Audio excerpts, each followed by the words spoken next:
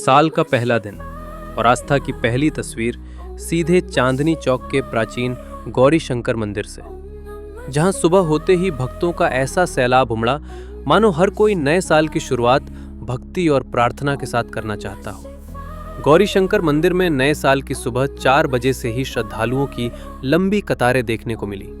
पहली बार महाकाल की भस्म आरती के आरंभ होते ही मंदिर परिसर हर हर महादेव के जयकारों से गूंज उठा।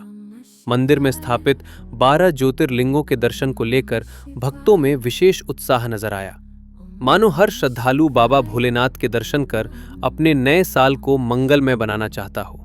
और ऐसा नजारा सिर्फ दिल्ली तक सीमित नहीं रहा, देश भर के मंदिरों से भी यही तस्वीरें सामने आईं, जहां लोगों ने साल के पहले दिन को आस्था, विश्वास और सकारात्मक शुरुआत से जोड़ा। कहा भी जाता है, अगर नए साल की शुरुआत भक्ति से हो तो सिर्फ दिन नहीं, पूरा वर्ष ही खुशनुमा और खास बन जाता है। आज हम आपको दिखा रहे हैं नव वर्ष पर मंदिरों में उमड़ी श्रद्धालुओं की इस भीड़ की तस्वीरें, और साथ ही जानेंगे कि आखिर इस अपार आस्था और श्रद्धा के पीछे भक्तों की भावना क्या है। तो चलिए सीधे चलते हैं गौरी शंकर मंदिर और बात करते हैं मंदिर के बाबा के भक्तों से। इस टाइम पर जो दक्षिण भारत की बात करें या उत्तर भारत की बात करें या तमाम देश की बात करें, हर जगह से ऐसी तस्वीरें सामने आई हैं कि जो युवा हैं, कि जो भीड़ है वो जो पिछले वर्षों के मुकाबले कहीं ज़्यादा बढ़ी है। जो महाकाल की जो आरती होती है, भस्म आरती, तो ऐसा ही कुछ नज़ारा हमने चांदनी चौक के जो प्राचीन मंदिर है गौरी शंकर जी का, वहाँ पे भी हमें देखने को मिला। तो क्या है उसके पीछे की? 2 साल पीछे गौरी शंकर मंदिर में 12 ज्योतिर्लिंग की स्थापना हुई थी। तो हमें बाबा के दर्शन कराने का, 12 ज्योतिर्लिंग के दर्शन होते थे, पब्लिक आती थी। तो हमारे अचानक मन में ये आया कि बाबा महाकाल की क्यों ना इस वर्ष में प्रथम दिन से आरती चालू करें। तो उसको आरती 1 जनवरी से चालू कराई है और अब हर मंडे हुई करेगी बाबा महाकाल की आरती। अच्छा, वहाँ पे और क्या खास बात है? क्योंकि वहाँ पे ये भी हमने देखा कि वहाँ जो 12 ज्योतिर्लिंग है वो वहाँ पे भी स्थापित किए गए, तो उसके बारे में बताइए। क्योंकि ऐसा किसी और मंदिर में भी है दिल्ली में, या सिर्फ वहाँ पे किसी स्थापना की गई है? नहीं, 12 ज्योतिर्लिंग मेरे शायद दिल्ली में नहीं है। केवल माँ का 12 ज्योतिर्लिंग गौरी शंकर मंदिर चांदनी चौक में स्थापना हुई है और उसी में ही इस 1 जनवरी 2026 से आरती का प्रारंभ किया है और अब हर मंडे हुई करेगी प्रातः 6 बजे। और उसमें हमने देखने को मिला कि इतनी लंबी जो वहाँ कतार लगी है युवाओं की, और मतलब एक जिसे बोलते हैं कि दोबारा इस सनातन की तरफ लोग खींचे चले आ रहे हैं। तो इसके पीछे क्या वजह मानते हैं आप? इसके पीछे एक ही यही वजह है कि जो राम मंदिर का कार्य होया है, तो उससे उत्साहित होके बच्चे अब मैक्सिमम जो भी स्थानीय मंदिर है और जो भी प्रमुख मंदिर है उन पे पब्लिक, पेरेंट्स, यूथ, बच्चे सबका आकर्षक है जाने का, एक बार दर्शन करके आने का। अच्छा, अब बात करें महाकाल की, क्योंकि वो एक बहुत बड़ा धार्मिक स्थल है हिंदुओं के लिए। तो क्योंकि अब महाकाल की जो भस्म आरती है और वो अब गौरी शंकर मंदिर में शुरू हो चुकी है, तो क्या अब इस बारे में कहना चाहेंगे जो दर्शक देख रहे हैं इस चीज को? क्योंकि अब उस मंदिर की बहुत मान्यता है, तो क्या वो पुण्य यहाँ पे मिलेगा? गौरी शंकर मंदिर भी दिल्ली का प्रमुख मंदिर है और बाबा महाकाल, बाबा गौरी शंकर यहाँ स्वयं विराजमान है और राजा के रूप में विराजमान है। और महाकाल से मतलब कि दिल्ली के काफी लोग जुड़े हुए हैं। सबकी भावना थी कि भैया यहाँ पे भी एक ऐसा 12 ज्योतिर्लिंग का स्थान तो बन गया है और बाबा की आरती भी होनी चाहिए। मतलब जो लोग महाकाल जाने के लिए असमर्थ हैं, तो वो गौरी शंकर मंदिर आए तो वो इस चीज को वो उसी आरती का आनंद ले पाएंगे जो महाकाल में होती है। नहीं, ऐसा मत तो कोई नहीं होता बाबा के दर्शन के लिए, बुलावा होता है, जिसका बुलावा वही जाएगा और जहाँ बुलाएगा परमात्मा वही जाता है। गौरी शंकर मंदिर का बुलावा तो गौरी शंकर मंदिर जाओगे आप, महाकाल का बुलावा महाकाल जाएंगे आप। एक आम आदमी की धारणा है, भावना है कि मेरे को बाबा के दर्शन करने तो यहाँ पे भी कर ले यार।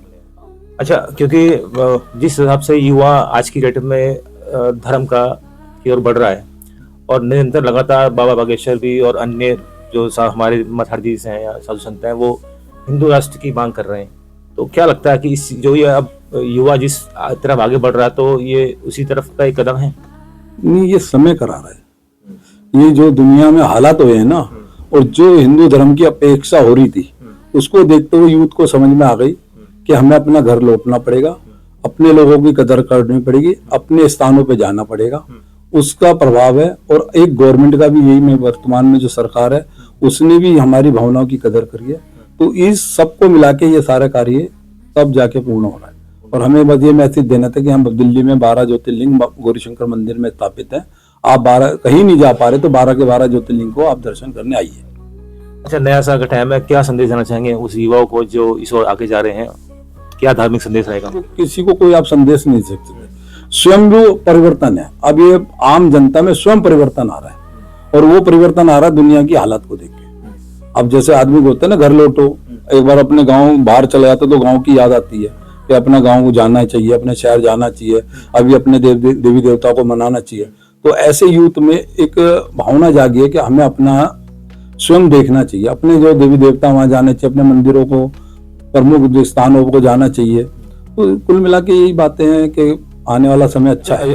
अभी बात करें कि भस्म आरती की, क्योंकि ये एक नया चीज देखने को मिली है हमें दिल्ली में, तो ये इसकी प्रेरणा कैसे जागी? नहीं, भस्म आरती तो दिल्ली में होती है सब जगह, लेकिन गौरीशंकर मंदिर में महाकाल बाबा 12 के 12 ज्योतिर्लिंग स्थापित है, इसलिए इस वर्ष हमने महाकाल की आरती चालू कराई है। और इस आरती का प्रेरणा हमारे सुभाष गोयल जी, महामंत्री मंदिर के, बलराम गर्ग जी, हमारे ट्रेजर, हमारे मंदिर के पदाधिकारियों, सबका भावना थी है राजू भाई इस पे अपने आरती हो जाए तो अच्छा है। तो हमने प्रयास करा है और जनता का हमें अच्छा रिस्पॉन्स मिला है, आगे भी कराएं। पंडित जी, नव वर्ष में जो युवाओं के अंदर जो एक दिख रहा है कि मंदिरों में जो आ रहे हैं, उसे क्या देखते हैं आप? बहुत अच्छी बात, हमारे हिसाब से तो बहुत अच्छा हो रहा है। ऐसे अगर हिंदू जागृत हो जाए तो ये भारत देश हिंदू राष्ट्र बन जाएगा। हिंदू राष्ट्र की बात तो होती है, लेकिन क्योंकि अब जो सनातन के अंदर जिस तरह से युवा में चेतना आ रही है, और चेतना कहीं ना कहीं एक शांति की तरफ जा रही है, तो इसे आप कैसे देखते हैं? हमारी तरफ से तो बहुत अच्छा है। अच्छा, दुनिया भर में अशांति का माहौल है, हर जगह युद्ध दिख रहा है, तो कहीं ना कहीं सनातन आपको लगता है कि वो इस विश्व शांति में कोई बड़ा रोल निभाएगा? सबसे बड़ा रोल इन्हीं का है। वैसे भी भारत हमारा राष्ट्र गुरु है, या विश्व गुरु के नाम से ही प्रसिद्ध है। आगे यही सनातन धर्म ही आगे आएगा। पीछे भी सनातन धर्म था, आगे भी सनातन धर्म है। सब कुछ जितने भी धर्म है इसी से बाहर निकले हैं, ठीक है। सनातन धर्म ही सबसे बड़ा धर्म है, इसी से आगे बढ़ेंगे सब लोग। अभी जो ये चीजें भिड़ रही हैं, आपस में भिड़ रहे हैं, कहीं ना कहीं देख लीजिएगा, हमें आप हैं, सनातन धर्म ही जब आगे आएगा तभी ये सब चीजें शांति होंगी, बाकी तो आसार नहीं। 2026 में आप क्या अपेक्षा रखते हैं दुनिया में? हम तो सोच रहे हैं कि बेहद शांति हो, सब अच्छे भले रहें, लड़ाई झगड़ा बंद करें, अपने अपने काम में अपने अपने इष्टों को पूजे आराम से। जो युवाएं भटक रहे हैं इस पर क्या संदेश देना चाहेंगे? दे रहे हैं मगर दुरुस्त आए।